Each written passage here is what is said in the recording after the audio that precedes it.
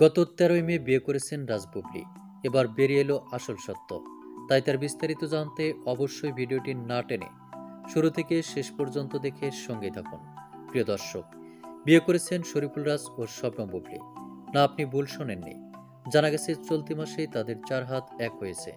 সম্প্রতি মুক্তি পাওয়া দেওয়ালের দেশ নামে একটি সিনেমায় অভিনয় করেছেন রাজ বুবলি। তাদের অভিনয় প্রশংসিত হয়েছে। বাতাসে গুঞ্জন, এই ছবিতে অভিনয়ের সূত্র ধরেই অনেকটা কাছাকাছি আসেন তারা। এখন যদি তারা গোপনে বিয়েও করে থাকেন, তাহলে সেটা মোটেই অবাক করার বিষয় হবে না, কারণ এ দুজনের জীবনে এমন ঘটনার নজির আছে।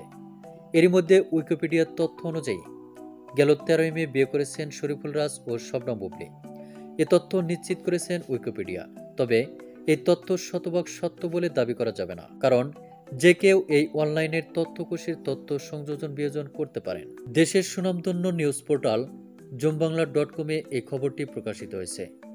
আর তাই ধারণা করা হচ্ছে সত্যিই শরীফুল রাজ ও শবনম বুবলি গোপনে বিয়ে করেছেন।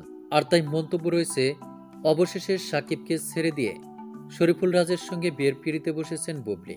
তো প্রিয় দর্শক, সত্যি কি রাজ বুবলি বিয়ে করেছেন নাকি গুজব, তা আপনার ধারণা মোতাবেক কমেন্ট করে জানিয়ে দিন নিচের কমেন্ট বক্সে।